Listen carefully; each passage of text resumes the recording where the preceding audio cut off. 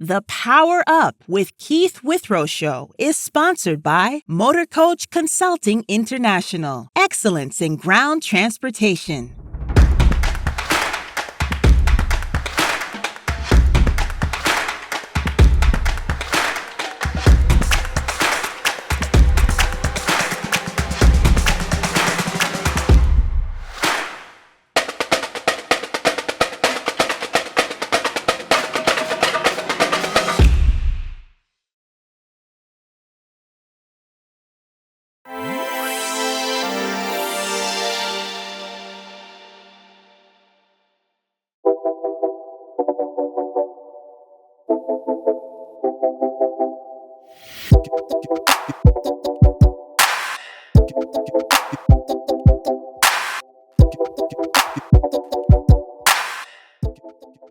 Hello, everybody.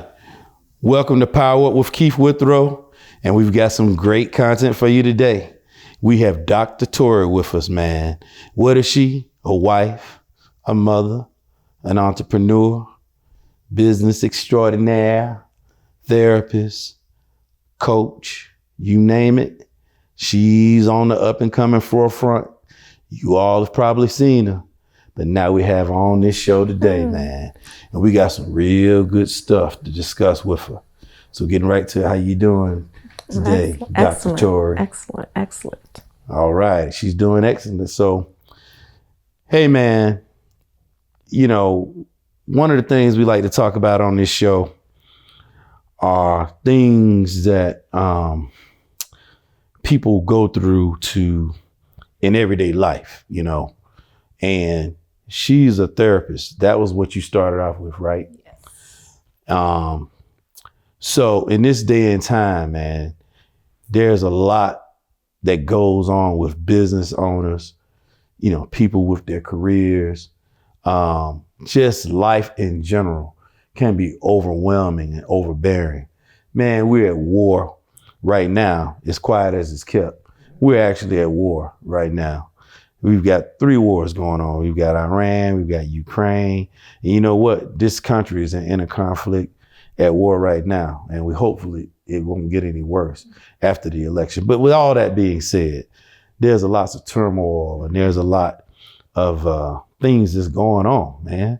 So, you know, some of the things I want to talk about today. One, I want you to talk about what you do. What is your current platform? What new and exciting things you have going on right now? All right. Well, first of all, thank you so much for having me. You know, we go way back, and we've talked about this type of thing for a very long time. So to see it come to fruition, I'm so excited and proud of you. Yes. Like, you know, you've been a mentor to me. You've been a brother to me.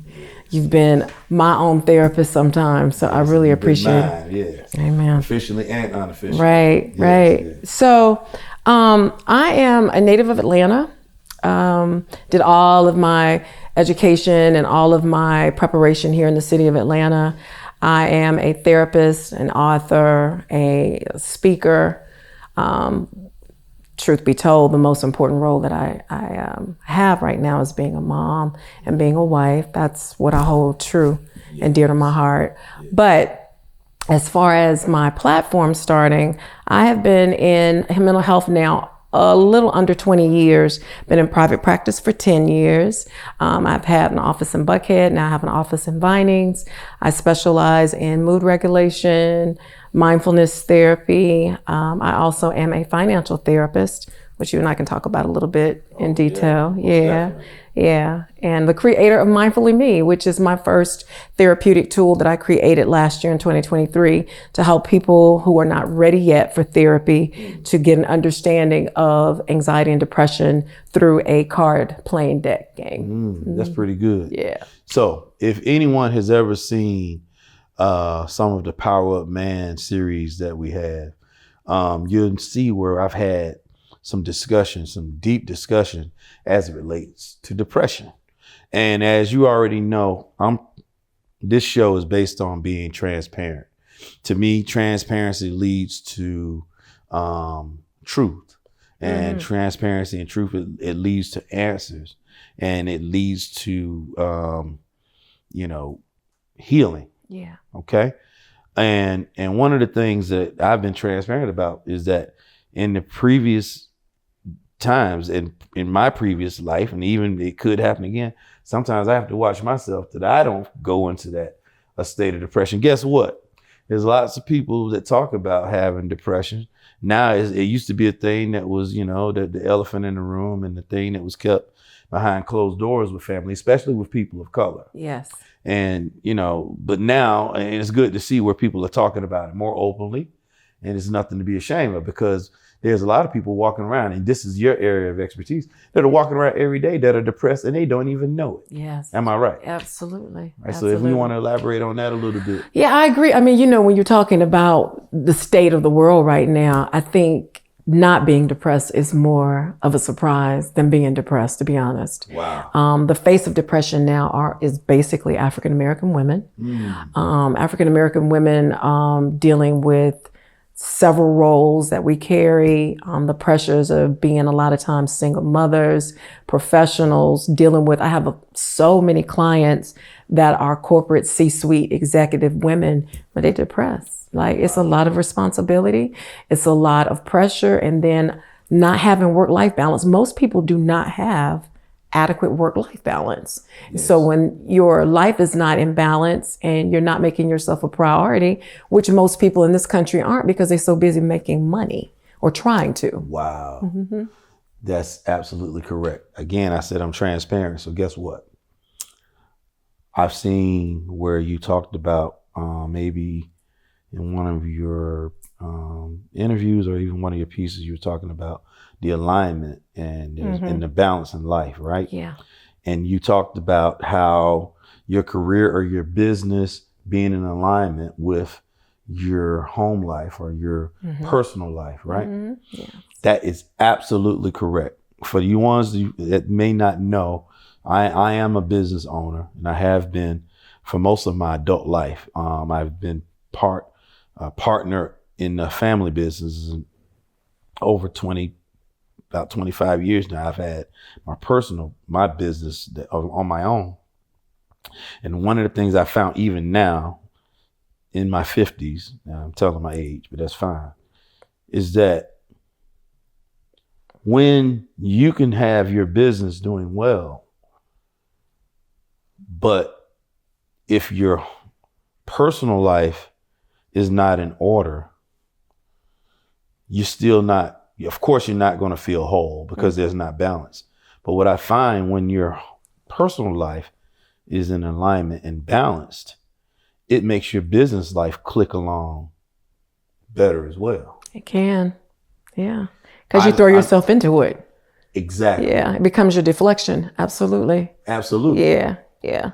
So what you said is exactly correct. This is one thing I really wanted to talk to you about, because everybody always wants to talk about winning, and everybody says, I'm a boss. Everybody wants to be, that's the current theme now. I'm a boss female, I'm a boss blank. You can say I'm it. a boss bitch. I'm a boss this, I'm a boss that, boss. But what I find, a lot of times, if you are a boss, you're not really necessarily saying it much, because as I tell my people and my staff, I know I'm the boss because I'm the one who, the buck stops at me. Yeah. Stops with me, and I'm the one who have to cut the checks and make everything go. Yeah. So I know I'm the boss, and when something goes wrong, I'm the one that's got to deal with it ultimately. Yeah. So you really don't catch me running around saying I'm the boss.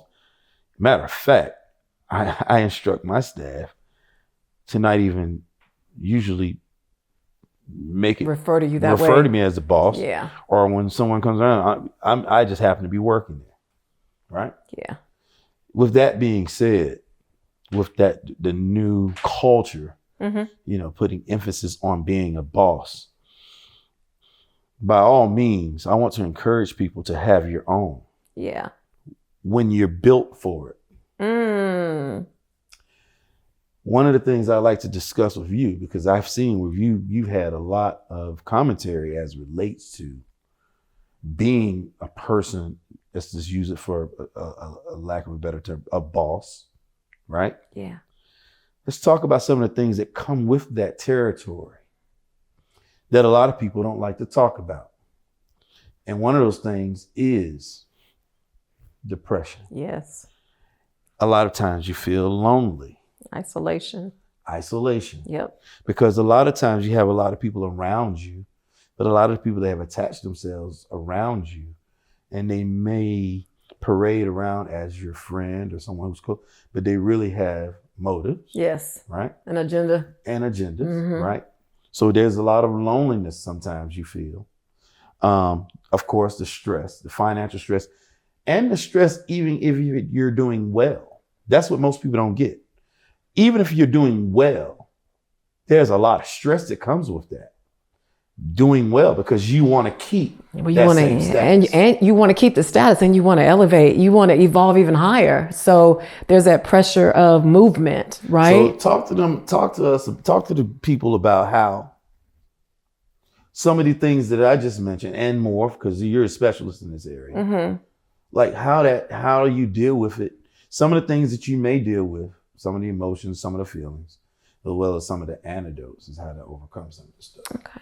Well, let me tell this little story first. So before I went into business for myself, Keith and I worked out of the gym together, and I was sharing with you. Do you remember this? When I was like, Keith, I want to have my own practice. And you were like, entrepreneur brain is different than any other like 9 to 5. Like it's different, Torre, it's different responsibility.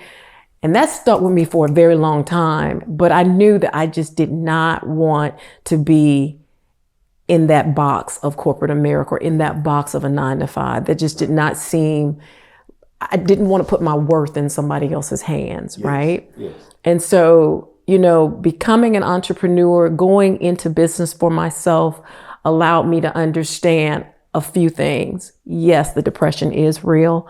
I remember when I had my first office in Buckhead, and I didn't have other clinicians in the office with me. It was just me. And I had a nice size suite. I had three offices inside the suite. Yeah. And I would be in there alone a lot. And at first I was so busy working on building clientele, making rapport with the clients, that I didn't focus so much on the isolation. But then once my business started growing and I started getting busy and I started noticing how much time I spent alone, there was an eerie feeling to it, because I'm like, wow, is this what it's going to be like all the time? Am I not going to have that camaraderie and that sense of exchange, human exchange that you get when you're working with people and you're in a corporate sector? Right. But I also realized I would be sitting alone looking and doing my books and my numbers. Mm-hmm. And all I would think about was a certain number I wanted to make. Right. And then when I finally made that number, I realized that ain't enough. Yeah. And you and I had that conversation too. And I was like, I realized the money I thought I wanted to make ain't money. That's right. And that's when you start to realize I got to work even harder. Right. And I think the depression comes from a place of, am I ever going to get to this place where there's peace and there's an acceptance of what my lifestyle encompasses? Because the average person does not realize an entrepreneur is never not working. Right. That's right. So even when I'm home with my family, my mind is circulating and thinking about marketing and continued education and all the things that you have to do to sustain. That's right. That's right. And then when I would talk to other therapists, if I went to a continuing education course or people that I used to work with that are in the industry, and we would be saying a lot of the same stuff. Mm-hmm. We'd be talking about driving the marketing thing, getting the client in, I never struggled with connection. That's an anointing. That's a natural God-given gift that I have. Yes. But I did struggle greatly with numbers and being able to manifest what I'm looking to make, and then also substantiating a business plan to continue it. Yes. And so even in that, there's a sense of, am I, imposter syndrome? Am I good enough? Yes. Can I make this happen? And so depression seeps in through a myriad of things, but it's usually through transition, right?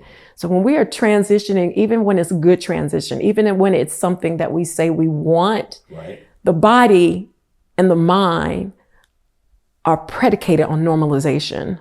So what we normalize, what is normal to us, makes us feel safe. Well, an entrepreneur is never safe. No.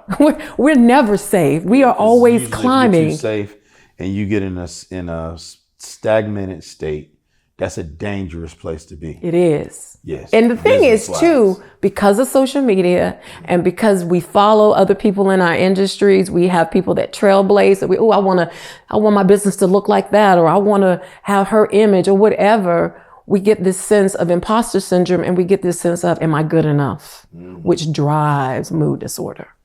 Wow. Anxiety and depression are usually steeped greatly in, how do I see myself? Am I good enough? Wow, I have something for you. Okay, with that being said, I think because we sometimes look at, i.e. trailblazer, look at someone who may be the mogul or the front runner in our industry, and we look at their patterns, we look at how they do it and look at how they move. Bruce Lee once said, be your own best self-study. Use what make you, Dr. Torre, what makes me, Keith Withrow. Use those gifts and the things that come to us that we're gifted at, right? If we focus on that and basically exploit our gifts, right? That will make you go to the forefront in your group. So I think sometimes by paying too much attention to people, there's nothing wrong with looking at an example or looking how someone did it and then collectively digesting that information, right? But see, everybody's made different. That's right. And I think we put unnecessary stress on us to where you're saying, you may ask yourself, are you good enough? Because we're not looking at us close enough. We're looking at exterior. We're looking at everybody else too close and not us. So I found I'm my own best self-study. Yes, I may look at how someone else does it and I like this style, but I'm not going to try to, I'm going to roll with how I do things, how I say things, how I posture things, right? So do you think, in your professional opinion, that could be some of the issues as to why we're talking about business owners and people in high demand professions, why we could run into issues and have some of these depressed states that we get into? Absolutely. I think like social media is fantastic at motivating you, inspiring you, giving you a footprint, a blueprint, so to speak. But social media also makes you question, okay, why are they getting all them likes? Okay, I just said that same thing. I just did that same post, but I didn't get that response. My stuff didn't go viral. Like we get caught up in assessing ourselves in a negative way, rather than saying, you know what?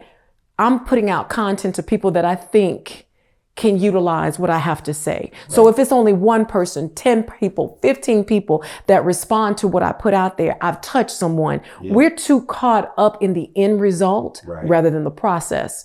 And I think that's why a lot of people, they struggle greatly with depression and anxiety, because they get into something and they realize, oh my God, this shit is hard. Yes. Right? It's not a sprint. This is a marathon. This is a long journey ahead of me, right? And that I need to evolve. Like I have changed so much at this point than where I was at 2012. Right? That's right. But I think we again think instant gratification. I want it now. This person has it. That person has it. I want it. I want it now. I want it now. And so we forget, you got to have the blueprint, and then you got to have a foundation, and you got to have structure, and then you got to have this one word that most people run from: consistency. That's right. So when you're not consistent, you jumping in and out, and maybe your mood disorder is causing you to do that. Okay. So maybe the depression and the anxiety is causing me to not lock in and be focused and be, and concentrate on it. But the game is, let me consistently experience myself. That's right. Right. Absolutely. Yeah. Man, that's good stuff, man. I told y'all, You're in for some good information. Strap on. We just getting started, man. Check this out. So, okay. I'm going to ask you this question. All right. In your opinion, what do you consider your sweet spot, your area of gift, your area of expertise, where you feel you're anointed in to do what you do? Wow, that's a loaded question. Yeah. Because AR-15, baby, 30-round magazine. My sweet spot is in two places. Okay. One, I naturally can connect, but I also know how to listen to God. Okay. Oh. So a lot of times when I find myself getting ahead of myself, Right. I go back and I have my counsel with God. And in that, I get that, first of all, I get peace. Because I say all the time, there is no clarity without peace. That's right. Right? So I get peace, which gives me the clarity, which helps me to sit back and say, okay, what's worked before? I am very good at reinventing something that I've already done. That's right. Right? Okay. So how do I continue to connect? Yeah. So that's all entrepreneurship is about, is relationships, right? So I use that gift. How am I going to tap in with other people and other situations to help me to elevate? Wow. Well, the elevation first comes from the thought from God. That's right. Right? So I'm not the only one. No. Oh. But you know what you also told me? That same conversation we had. And I was like, I want to do this and I want to do that. And you said, Torre, learn your craft well and the money will follow. That's right. Right? And so when you learn what you're good at and you know how to make it land, you just repeat that. Yes. Just repeat it. You listen to me. Absolutely. Absolutely. So, hey, here's where the rubber meets the road. She just said she listens to God. Mm-hmm. See, I've talked about getting that information, the cheat code, the download. I've talked about this several times. And it's not just, see, this is the deal. This is only for believers now. If you want to get some information, amen. If you want to learn how to move, be quiet, hear the instruction, and follow. Yeah. I can't stress it enough. I've said it 1,000,000 times. People have called me and said, you're a genius. You're on the cutting edge in your industry. How do you do it? And they have made up these these plans that I know how you did it. You did this, this, and this, and you did this. And I've told them every time, that's not it. Then I ask them, okay. But then I ask them first, I say, are you a believer? And they usually say yes. Right. And then I say, I follow instructions. Every time I follow instructions, things click. See, hold your thought.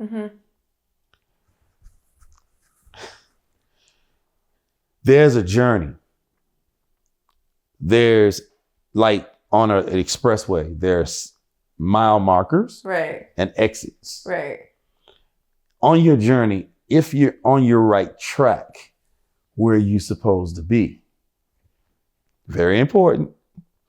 If you're supposed to be on I-20, you shouldn't be over on 285. Yeah. Right?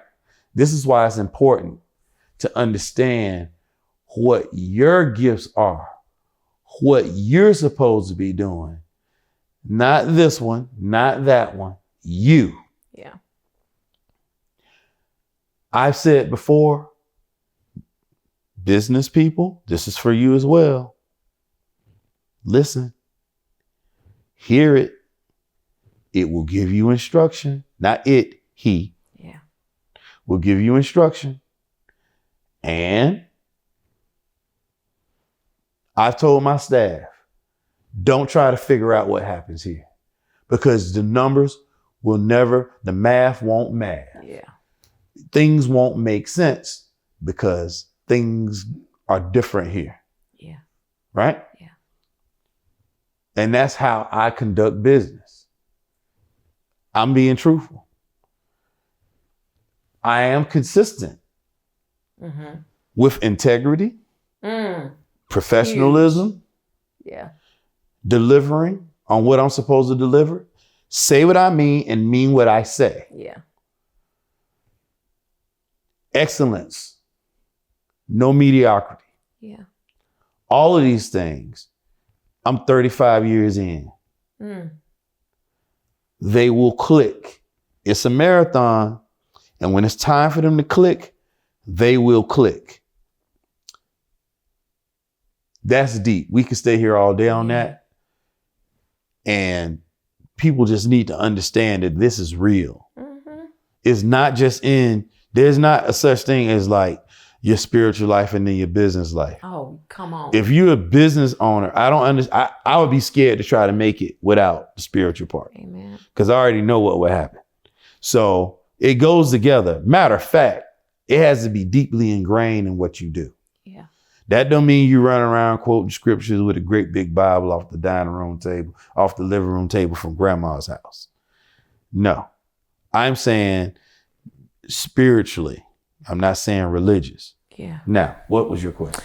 I was going to ask you, and then I was going to add, the depression comes from me. I'll be transparent when God is not talking. So when I am asking and seeking direction and I don't hear, Right. and he's not talking, Right. and I'm like, am I supposed to just sit here forever? Like, am I supposed to just, and he's working things out. Right, but you want to move. But I want to move. And Right. that's the thing that kind of causes me pause. I was going to ask you, like, what do you do when he's not talking?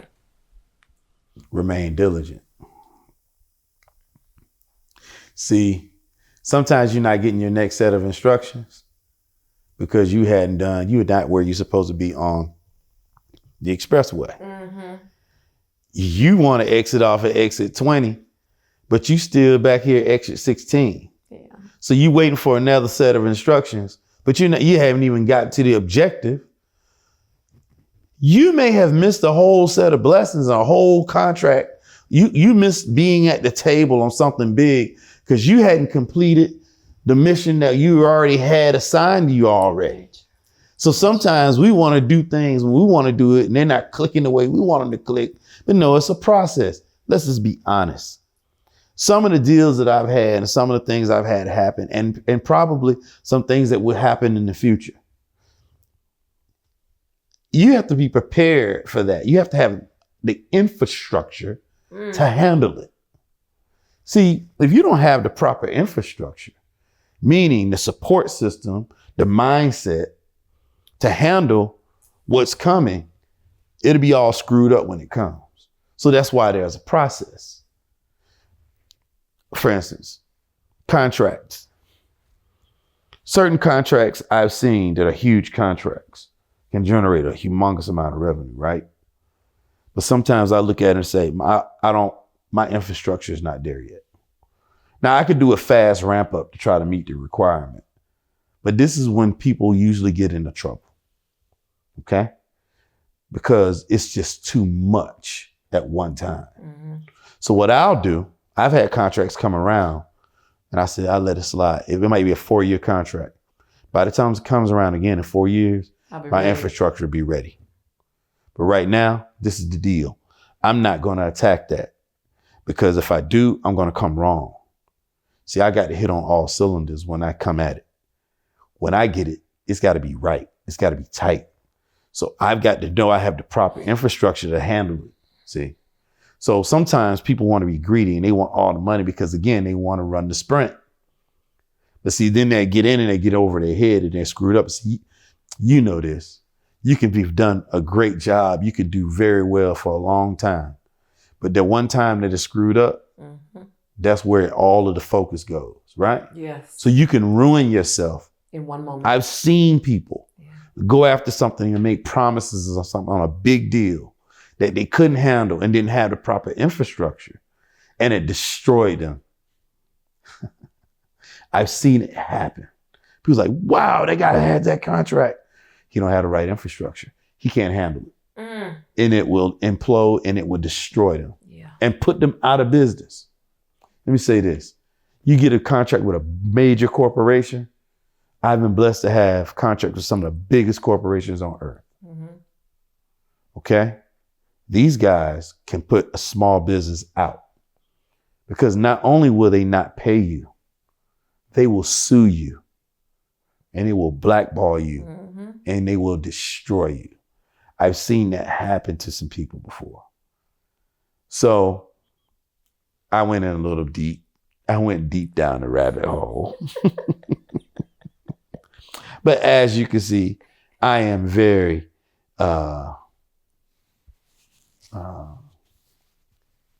what can I use? Passionate about these things. Why am I so passionate about it? Is because I see so many people that want to be a business owner. And sometimes, Torre, I don't even like to use the term entrepreneur because that term has been abused. I've seen it abused so much in the last 15 years where cats, everybody's an entrepreneur. That's almost another word for hustle. And one thing I can't stand is somebody come around me saying, I'm on the hustle. I'm after that dollar. I got to get that paper. Well, you're chasing it.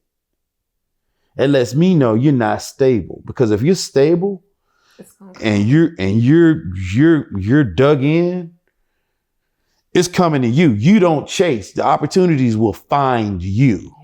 I'm not saying you don't put yourself out there, that you don't use proper marketing and use the social media the way it should be used and make yourself visible.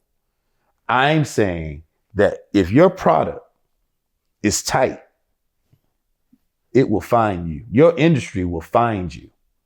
Very true. I'm taking over the interview. Come on, Torre, jump in here. No, but I mean, you're dead on it, because I remember laughing when the money started coming in and I heard your voice. You know, I was like, dang, Keith said, get positioned, get yourself established, get yourself straight, right? Yes. And it started happening. My phone started ringing, and my God, when the pandemic hit, I thought I was gonna stroke out. I never worked so much before in my life. So you had increase during the pandemic. Yes. Oh, so did I. I was one of those blessed ones. You got in the protective bubble, so you were in the bubble with me. Yes. Oh. Yes. Oh, don't we have that in common? Yes. Spirits connected. Yeah. Same thing happened with my business. It exploded. Yeah. I couldn't even almost handle it all. I'm struggling with almost dying myself from COVID, and of course losing my mother. Yeah. I made it, she didn't. I'm trying to mourn her, and I'm crying, and the phones, I'm getting emails from more and more business. And thank God I was blessed with the right infrastructure. Yes. I had the staff that can handle it, because I was no good. And I had to redirect my personal life. I had to redirect the way I ran my business, because at the time, when the pandemic hit, all healthcare providers just got bombarded with business, right? And I was already working a lot, but I went from seeing 6-7 clients a day to 10 clients a day, 6 days a week. Wow. The end of 2020, I literally sat on the sofa with my remote watching Bridgerton, brain fried. I even started to have these headaches and these tremors, like, am I gonna have a stroke? Like, seriously, because my phone rang off the hook. Every time I turned around, it was either an email, a text, or a phone call of clients trying to get in. And I had never experienced that much demand in my life. And I realized, okay, look, money is good, but money is not worth my health. Yes, it will kill you. Yes. The I got man will kids. kill you. I'm still trying to get grown and out the house. Right. And I'm sitting here trying to get every dime for what? Like, it, you know what I'm saying? It was unnecessary. Right. And then I started to actually go against my own integrity in telling my clients, put yourself first, self-care, la, la, la. And I wasn't doing it. Oh. So when the depression kicked in, I was like, it makes sense. You're not following your own protocol. Wow. See? These are the things that you don't hear about when everybody's in the room standing around talking about being the boss. Yes. This is real boss talk right here. Am I right? Absolutely. I say. Am I right? I say. Absolutely. Yeah. I think people don't understand the weight that comes with that. People don't understand the responsibility that comes with that, you know? Looking at your numbers in 1 month and, when you're talking about like the blessing of God and the anointing of God is getting to that place too. We're seeing the flow of your money, like learning how it comes in and what's your season and what's not your season, and how to relax when it's not your season, and how to have an objective for family and balance when you're on your downside, right? Most people get so pensive and freaked out the minute the first month or two, I didn't bring in what I brought in. Okay. All right. Right, it's okay. It's okay. It's all right. Did you do your due diligence with your money? Right. Did you put your stuff up the way you needed to so that you can have this little respite? That's how I see it now too, is as a respite. Like the Lord wants me to rest now, so I'm gonna rest. And when the business kicks back up, I'm gonna be ready. Exactly. Well, that also comes from being responsible. Yeah. You know, don't set your lifestyle up on your peak. You set your lifestyle on like your medium or your off peak. And that way, when you have your peaks, you're good. And you know what to do with your peaks too. Exactly. That peak comes and you start putting and investing and doing things. That's when you reinvest back in your company. That's when you're building your infrastructure up. This is when you make your moves. Like I just had some blessings today. Like huge opportunity got presented again today, you know? So you move when those opportunities come. Yeah. And you're ready for them when they present themselves, and you can move on them, which positions you down the road for some good things. See, and then when things get lean, see, you store your fat, right? And when everybody else is getting winded and they're struggling and they're doing fire sales, they call you because they'll call you with their fire sale and offer you incredible stuff. And now you can take over companies. Options. You'll find yourself buying companies. You know, most people don't think of it. You start taking over, doing buyouts, taking over whole companies, taking over assets.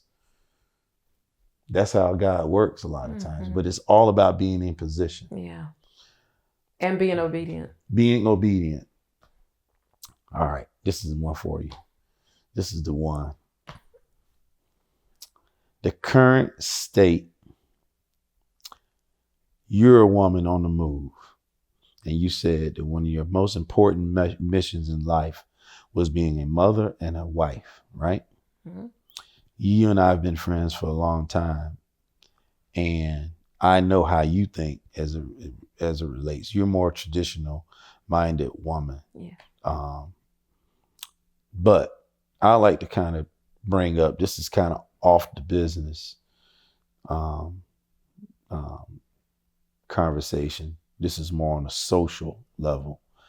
What do you see the current state, especially with people of color, with relationships? Oh, Lord. It's a hot mess, right? Like women are saying, we were just talking before we shot, women are saying that guys are trying to get the women to take care of them. The women are on the move. And a lot of the guys are falling by the wayside. Now, I have my own thought process on why this is, but I'm quite sure you have the actual data and you've studied this and seen it.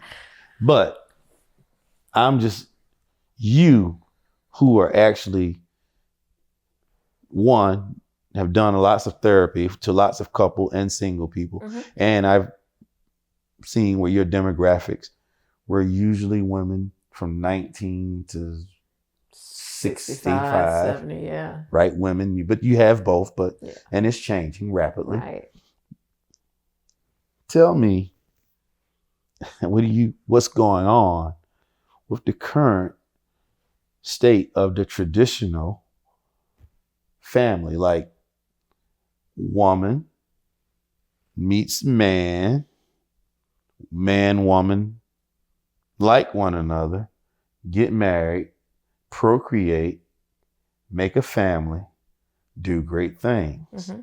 Dog, white picket fence. Now it seems to be the roles have reversed. A lot of times women are the breadwinners or the more aggressive person in the household. And I'm noticing, and this is one reason I formed Power Up Man, and for lack of better terms, I call it men are on breast milk on their mothers, and they basically don't want to get off the breast milk and get a girlfriend, and then latch onto her breast and start feeding from her breast milk. Go from the crib to the cradle. Tell me, what do you think about this? Now, I'm on Power Up Man. I'm talking to the men. I see where you're on a lot of platforms with women. So we're doing the same things, business and socially. Yeah. On both platforms, Yeah. both of us, right? Yeah. So tell me what's going on the women's side of the room. Whew. What are they saying? A lot. I bet they are. So first and foremost, like, we're in Atlanta. So let's just be clear. It's a whole different game. So Atlanta, we got a whole lot of implants of people in this city from other cities. So we are overpopulated. It's a whole lot of women in Atlanta. And it's a whole lot of women in Atlanta that make good money. Right. Okay. With that being said, there is an attitude or a belief system within these women that they want a soft life. Like, you hear this whole thing about, I want to be soft, I want to be soft. Mm-hmm.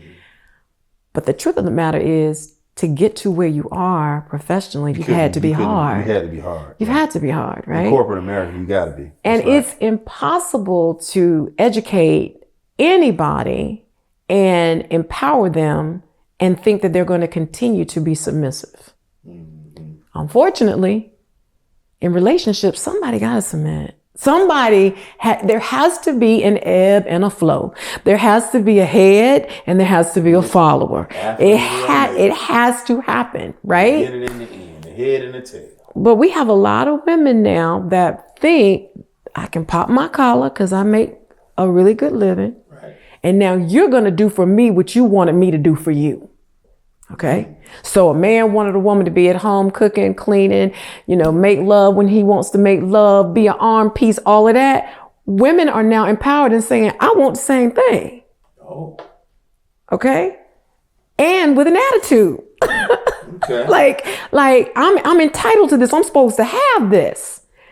Now you're right. I'm a traditional woman. Right. And I'm an older woman. All right. So when I look at these millennials and even Generation Z, and I'm like, okay, baby, do you understand the type of man that you want? Every other woman wants to. Right. Right. So what are you bringing to the table? What is it that you offer that is going to make him feel like he's got something in the same way that you feel like you have something? Right. Mm. And the average woman now, because she's so fed up, is like, I don't care what he wants. This is what I want. Oh.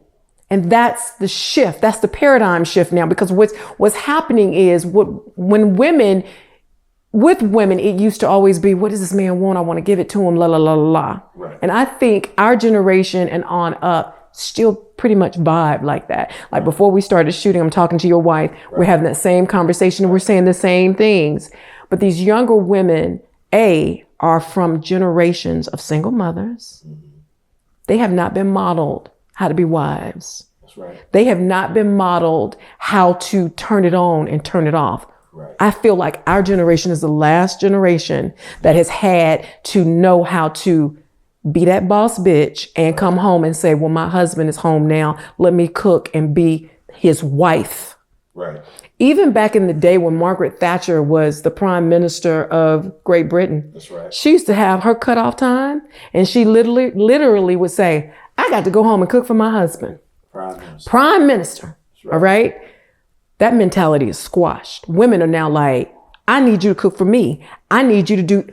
So there is some learning there needs to be a situation where women from my generation can sit down with women that are millennials and that are Generation Z and have a conversation, a real conversation about, yeah, y'all might think gender don't matter and y'all might think everybody's equal.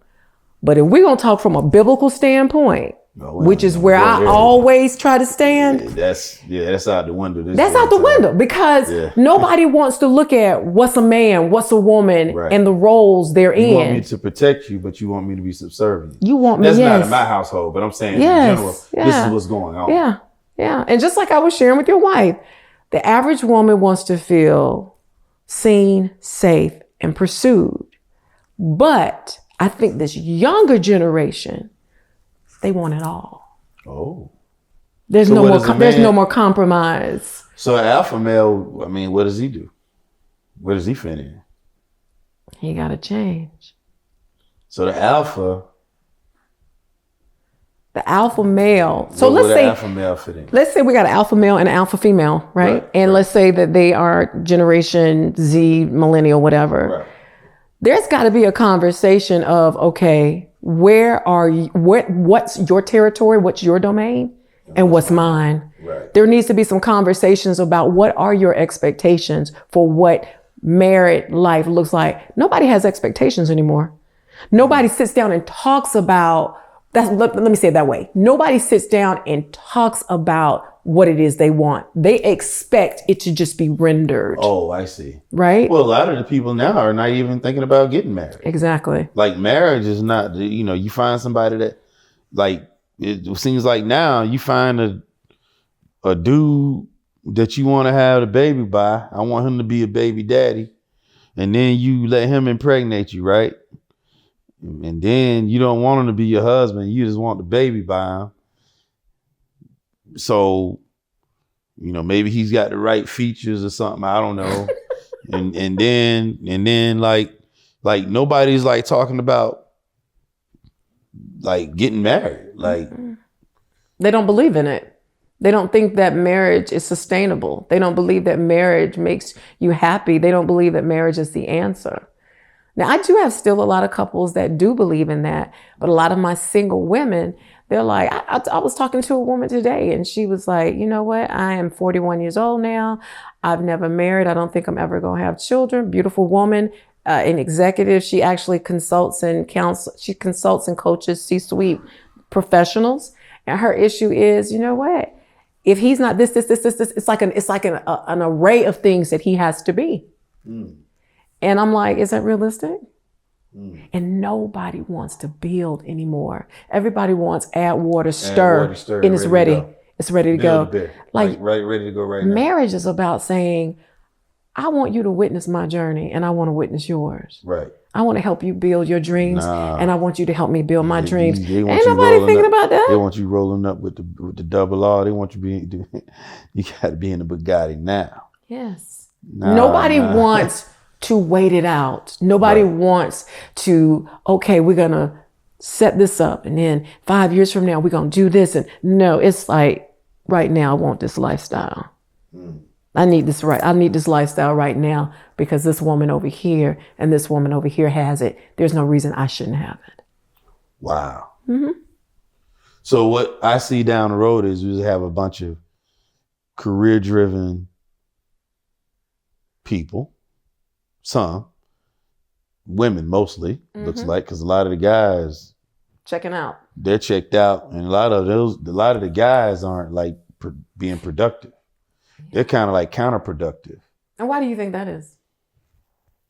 Like, what's your opinion on all this? My opinion is the same thing you said. I think because in the 70s, in the 60s, when I was born in 69, you were born probably 71. Mm-hmm. All right, late 60s, early 70s, we're in the same group, right? Yeah. Our parents, we both come from traditional households, right? We grew up in the same community. Yep. We grew up in the same traditional style. We went to the same high school. We're products of the same environment. Yes. You and I are, like literally. Yes. All right. Very conservative. Black Camelot, middle to upper middle class, cats doing their thing. Yeah. Southwest Atlanta, one of the most affluent areas in America for Black people of color for years. It was a beautiful time. Yes. It was a beautiful time. What I think happened and what America experienced is when they broke up the households. Yeah. It was a plan. Yes. Right? And fathers weren't there in their sons' lives like they should have been, right? For whatever reason, right? As I've said and many times, you'll hear me make reference to my dad. He wasn't a perfect father, but my dad reminds me of James Evans, except for James Evans was in the ghetto struggling to have a job and put food on the table. My dad had that same regimented, hardcore. My dad was hardcore blue collar, but he started creating businesses, but he was still James Evans, like hardcore, like as well as I. I was very very sheltered. I didn't drink, party, smoke. I never cut class. I never skipped school. I was one of the only seniors there on skip day. The teacher's like, why are you here? Everybody knew her.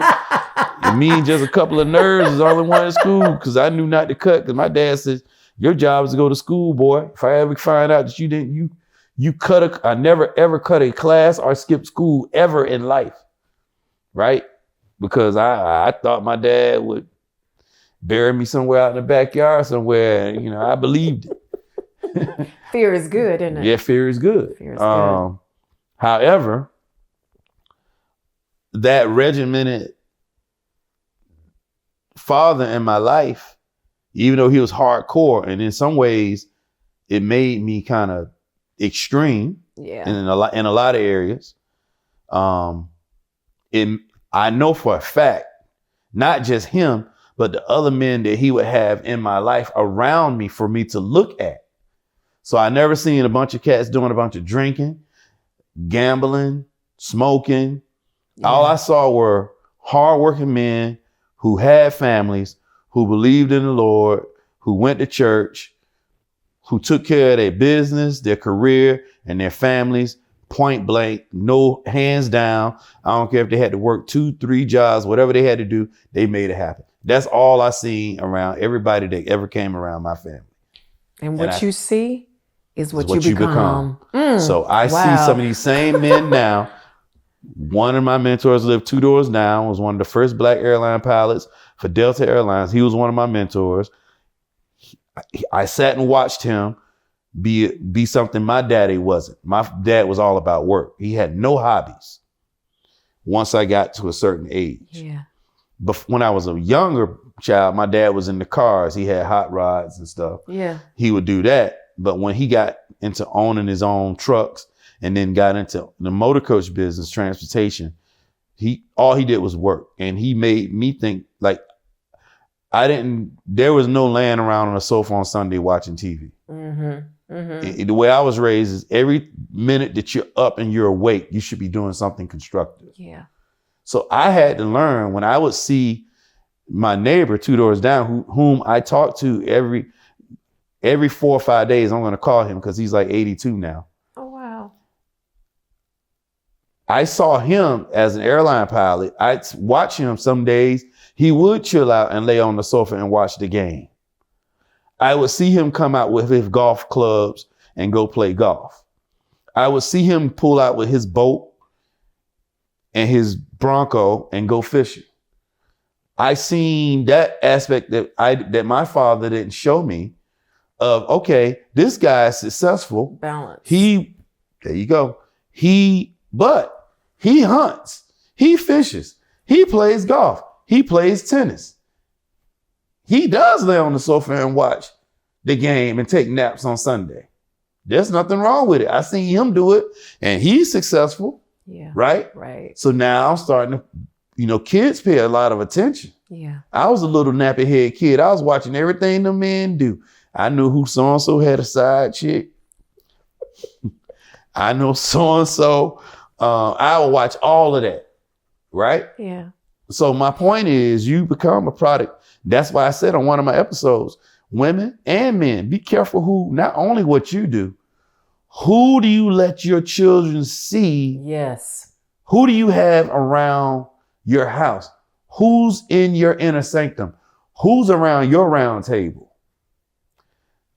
I just took my RV out and my wife and I and another couple, we went to down to Florida weekend before last. And they brought cards. They said, well, y'all, we should play cards. And then somebody said, my wife said, we need to take Keith's black card because he don't even know how to play no card games. And I don't. Because you never saw it. Weren't exposed I to never it. played cards. I don't know how to play Uno. I don't know how to play dominoes. I don't know how to roll dice. I don't know how to do no gambling. No spades. No card game. Mm-hmm. Even in the Air Force, I just stayed away from it. Because something, I never saw that around me. Like my family, I would see my cousin, we play Uno now. I was Monopoly. Like I was good at Monopoly. I eat you up on some Monopoly. It was always in you, honey, business. Right. It was always in you. So my point is, that's kind of bad because now I do probably need to learn how to play a card game at least. If it's worked this long. Right. But I'm just saying, like, you become a product of what you see, and what we've seen recently is not a good representation. Not at all. For success. We are seeing especially now with social media, we're on a platform. This is on YouTube. This will be on IG, all kind of platforms. But a lot of things that people are seeing is not productive. It's counterproduction. Yeah. So to answer your question, I think the black male has not been present in the community, in their families, and there's a void. And in that void, what has happened there, a lot of black men have been caught up in the jet watches, we call in the military, the Air Force. They're just out there. They don't even know how to be a man. They don't even know what that looks like. I bet if there's a bump in the night, the woman's probably jumping up before the man. I have to say thank you for saying it. Yeah, because, we don't have enough, I don't think we have enough voices and enough courage inside of our culture to tell the truth to these young people. And it's funny, like when we were growing up and, our grandparents and stuff would say stuff and, we were not led astray. We were just young, right? But we weren't led astray. Right. These kids are led astray. They have been modeled such dysfunction, and to see what I call like functional chaos, right? So they see the dysfunction in the households. They see how the country is moving as far as what's acceptable, what's allowed. And they see people who have still made a lot of money in the midst of it. So they say, I ain't got to. Right? I can still do me like I'm doing me and be wealthy because this celebrity, that celebrity is ratchet and wealthy, right? Right. And so they respect that because it's visible. Right. Right? It's what they see because they haven't seen anything else differently. And this is where we come in. And this brings me to this point. They need to see more of people like you and I agree. And a lot of other people that's going to be on this show. You don't have to be ratchet to be, and let's identify what success is. First off, everybody thinks success is a lot of cars and money and stuff. Ballin'. Now, I do happen to like to partake in nice things. I do. But that's not what makes me. See, if you remove the stuff, you still got Keith. Yeah. Because stuff will come and go. Yes. I've had stuff go. I've been hit in the mouth. I've lost stuff. I've turned stuff in. I've had to start from scratch before. And I'll say it. I've been there, done that. I've had vehicles taken away that I paid cash for. But I used their titles to collateralize a line of credit. The bank goes out and sells to another bank. They calls it all due. And I've had vehicles that I paid cash for taken away that I never ever had a payment for. It got caught up in the jet wash. Long story short, being transparent. So now I've seen stuff go away. Yeah. But I still remain who I am. Because if you remain diligent and keep the integrity, keep your work ethic, keep your faith, Yes. you can always regain stuff. Yes. Right? We come without anything in this world. And we leave. And we're going to leave without anything in this world. But where do we make a difference? You and I. We have to show people that there's other ways that you can be successful. I was so ignorant to think that Mr. and Mrs. So-and-so that lives in their 3-bedroom, 2-bath house that they bought back in 1965, and they still got their green cratered carpet with their paneled walls, and it's still the same. The same living room set they bought when they got married with plastic on it. It's still in there. You still can't sit on it. 60 years later, that they should have done better. They could have done more. But guess what? Them two people have been together for I don't know how many years. They've raised families in that house, right? They have women, they have children that love them. Them children still come and spend time with their parents and stop by on Sunday and care and love them, right? And they love each other and they love the Lord. Now, just because they may not have 4 or 5 big bodies out in the yard, great big house on the hill, a yacht over there at the marina, that don't necessarily mean they may not look like they're successful. But what is success? Guess what? In my older age, I'm 54 years old now, that don't look so bad. Because I'm going to tell you something. I've never called myself a millionaire, and I still haven't. I've put different requirements on me to justify me being called one. And I keep making the bar higher and higher every time I meet the objective. And people say, you're a millionaire. No, I'm not. And then one time I got to the point, I'm not a millionaire until I have millions, plural, in the bank. Well, I got there, right? And then when I got there, I said, I'm still not. Yes, you are. No, you're not. No, I'm not. Because I kept making it higher and higher. Yeah. Now it's got to be tens of millions, right? And I'm glad I'm like that. Because I've tried to buy happiness. Yeah. And it didn't work. Okay?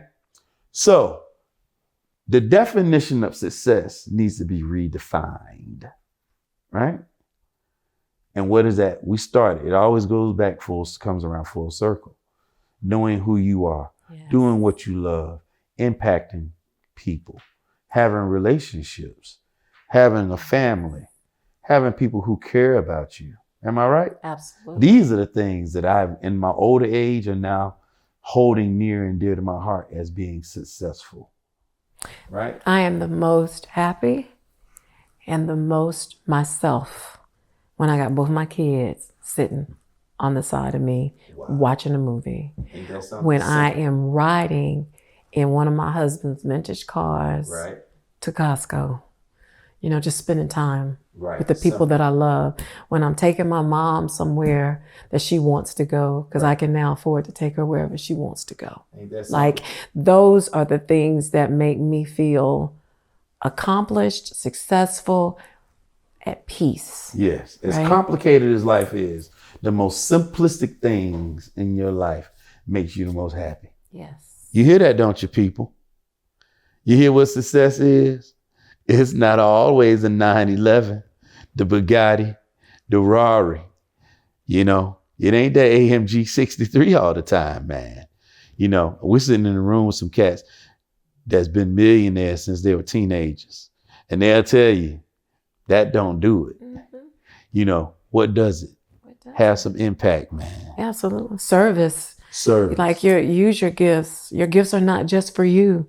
Your gifts are the most beneficial when they're given away, right? Yes. But we always focus on gimme, gimme, gimme.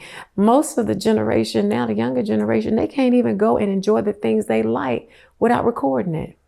Oh, got to do the selfie, I'm up in the spot, I want you to see me. But are you actually enjoying them $500-$600 tickets to see that artist? Right. You're not even fully present because you're so caught up on being viewed. Wow. They can't even take in the moment for the memory. And I have to say it, this is going to be a wild card. I wonder how they enjoy sex. They record it.